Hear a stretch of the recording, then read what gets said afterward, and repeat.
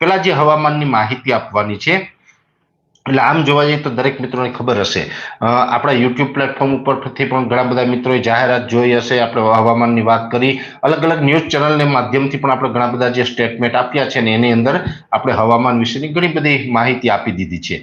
આવનારા દિવસમાં એક માવઠાની આશંકા, આવી એક વાત આપણે થોડા દિવસથી કરી રહ્યા છે, જે ન્યૂઝ ચેનલના માધ્યમથી હોય, ન્યૂઝ પેપરના માધ્યમથી હોય, દિવ્ય ભાસ્કર પેપરમાં પણ તમે જોયું હશે, અને બાકી આપણા યુટ્યુબના પ્લેટફોર્મથી પણ તમે જોયું હશે.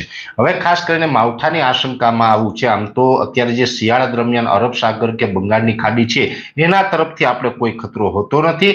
આપણે જે ખતરો હોય છે એ WD ને કારણે માવઠાનો ખતરો હોય છે. કેમ કે અત્યારે ઉત્તર ભારતના જે પહાડી પ્રદેશો છે ત્યાંથી WD એટલે કે વેસ્ટર્ન ડિસ્ટર્બન્સ પસાર થતા હોય. અમુક વેસ્ટર્ન ડિસ્ટર્બન્સ છે એ કદાચ એની લેયર છે, એની ટ્રફ છે, એ ગુજરાત સુધી પહોંચી જાય તો એને કારણે આપણે માવઠું થતું હોય. એ WD છે એ જ્યારે ઉત્તર ભારતના પહાડો ઉપરથી પસાર થાય, એટલે કે જમ્મુ કાશ્મીર, લદ્દાખ, હિમાચલ પ્રદેશ એ વિસ્તારો ઉપરથી પસાર થાય, ત્યાં પહાડી પ્રદેશો છે, ત્યાં બરફ પડે છે. જ્યારે એનો ટ્રફ ગુજરાત ઉપરથી પસાર થાય તો આપણે માવઠાના ઝાપટા પડતા હોય છે. જોકે WD છે એ જ્યારે પણ આપણી નજીક આવે, એટલે અત્યારે સ્વાભાવિક રીતે ઉત્તર પૂર્વના પવન હોય, પણ અત્યારે WD નજીક છે, અત્યારે પવનની દિશા પણ થોડી થોડી બદલાણી છે, જેને કારણે આપણે તાપમાનમાં થોડો ઘટાડો પણ ગઈકાલથી જોવા મળ્યો છે. જોકે આ ઘટાડો બહુ લાંબો નહીં ચાલે, ટૂંક સમયમાં ફરીથી પાછી ઠંડી આવવાની છે, અને એમાં પણ ઠંડી છે આ જાન્યુઆરી મહિનાની 26 થી 30 તારીખમાં તો ભૂકા કાઢી નાખશે. જાન્યુઆરી મહિનામાં, ચાલુ મહિનામાં અત્યાર સુધી નથી પડી એટલી ઠંડી પણ હજી પડવાની છે.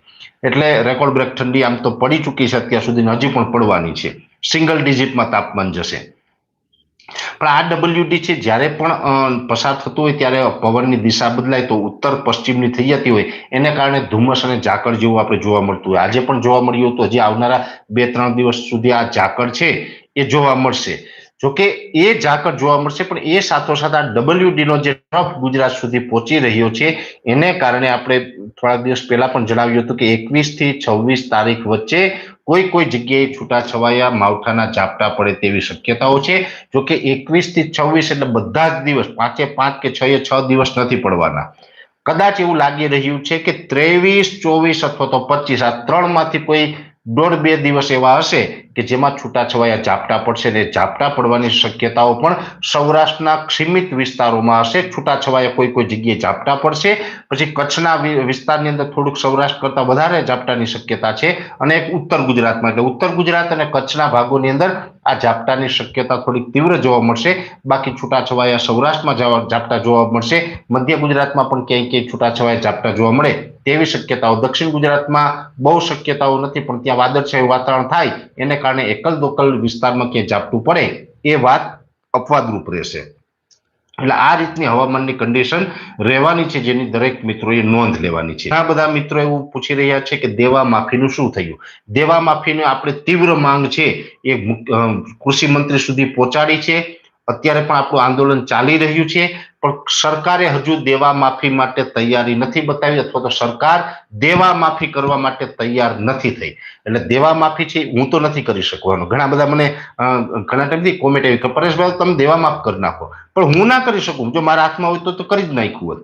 સરકારના હાથમાં છે, હું સરકારને રજૂઆત કરી શકું, લડી શકું. એટલે ઘણા ટાઈમથી લડું છું, રજૂઆત કરું છું, પણ સરકારે હજુ દેવા માફી કરી નથી. હું આશા રાખું કે સરકાર કરે તો દરેક ખેડૂતને ફાયદો થાય. એટલે જે દેવા માફીની કોમેન્ટ કરી રહ્યા છે એ મિત્રોને આ ખાસ વસ્તુ સમજવી પડશે. બીજી વાત એ છે કે હવે આપણે નંબર ચાલુ કરું ને એ પહેલા આપણે એક જાહેરાત કરી દઉં કે આવનારા દિવસમાં આપણે 2 ખેડૂત મિટિંગનું આયોજન કરેલું છે. ખેડૂત મિટિંગનો હેતુ શું છે એ હું વાત કરું એ પહેલા હું આપણે ખેડૂત મિટિંગ વિશે જણાવી દઉં. પ્રથમ ખેડૂત મિટિંગ છે એ છે તારીખ 20 જાન્યુઆરી 2026 અને મંગળવારના રોજ. સમય છે બપોરે 3 વાગ્યાનો. મિટિંગનું સ્થળ છે રામજી મંદિર, ગામ છે કટાવધામ, તાલુકો સુઈગામ અને જિલ્લો વાવ-થરાદ. આ પ્રથમ મિટિંગ. બીજી મિટિંગ છે 21 જાન્યુઆરી 2026 અને બુધવારના રોજ. સમય છે બપોરે 3 વાગ્યાનો. મિટિંગનું સ્થળ છે શ્રી રામ તુલસી ગૌશાળા, બેટાલિયા રોડ, ગામ નારોલી, તાલુકો થરાદ અને જિલ્લો વાવ-થરાદ. એટલે આ બંને જગ્યાએ આપણી જે ખેડૂત મિટિંગ છે, આ ખેડૂત મિટિંગનો આપણો હેતુ છે એક તો ત્યાં હવામાન વિશે થોડી ઘણી ચર્ચા કરશું, સાથે ઝેર મુક્ત ખેતીની વાત કરવાની છે. ત્યાં આપણે જે વાત કરવા આવી રહ્યા છીએ ઝેર મુક્ત ખેતી, કેવી રીતે રાસાયણિક ખાતર ને કેમિકલ પેસ્ટિસાઇડ છે આપણે નુકસાન કરે છે, એ બંધ કરવા ને એ બંધ કરવા તો આપણે કેવી રીતે જીવામૃત છે, પંચપર્ણી અર્ક છે, કેવી રીતે બનાવવાનું, કેવી રીતે આપણે ખર્ચ વગર આપણે આ ખેતરની અંદર આપણે કેવી રીતે ખેતી કરી શકીએ, કેવી રીતે આપણો જમીનનો ખર્ચ ઘટાડી શકીએ અને ઉત્પાદન વધારી શકીએ, આપણી જમીનને ફળદ્રુપ બનાવી શકીએ, આપણું સ્વાસ્થ્ય પણ સુધારી શકીએ, આપણું પર્યાવરણ સુધારી શકીએ. આ તમામ વિષયકોની ચર્ચા કરવા માટે હું આ બંને જગ્યાએ ખેડૂત મિટિંગમાં પધારી રહ્યો છું. દરેક ખેડૂત ભાઈઓને ત્યાં પધારવા માટે મારું ભાવભર્યું આમંત્રણ છે. ત્યાં આપણે હવામાન અને ઝેર મુક્ત ખેતી વિશે તો ચર્ચા કરશું, પણ સાથે સાથે આપણે બધા જ આપણે ખેડૂત પરિવાર છે, એક પરિવારના છે, તો બધાને રૂબરૂ મળવાની મારી ગણતરી હોય જ છે. એટલે હંમેશા હું ગુજરાતભરના ગામડા ફરું છું. એટલે દરેક ખેડૂત ભાઈઓ છે ત્યાં પધારો, ત્યાં આપણે સાથે મળીને ઘણી બધી ચર્ચાઓ કરીશું. તમારે ફક્ત આવવાનું છે ભાઈ, બાકી તો લેક્ચર બેક્ચર બધું મારે આપવાનું છે, બોલવાનું મારે છે, મારે તમને બધી માહિતી આપવાની છે, તમારે ફક્ત મને સાંભળવાનો છે. આપણે ગુજરાતભરની અંદર ખેડૂત મિટિંગ કરીએ છીએ, એકદમ સમાજ સેવાના ભાગ, ત્યાં કાંઈ આપણો ચાર્જ નથી. એ તો અમે તો અમારા ઘરના ડીઝલ પેટ્રોલે જઈએ છીએ, ફરીએ છીએ અને ખેડૂતોને માહિતી આપીએ છીએ. તો આવો જે આપણો કાર્યક્રમ ચાલતો હોય, તો આ કાર્યક્રમની અંદર દરેક ખેડૂત ભાઈઓએ લાભ લેવો જોઈએ, એ મારી દરેક ખેડૂત ભાઈઓને વિનંતી છે. એટલે આ બંને ખેડૂત મિટિંગની અંદર દરેક ખેડૂત ભાઈઓ પધારે એવી મારી અપેક્ષા છે.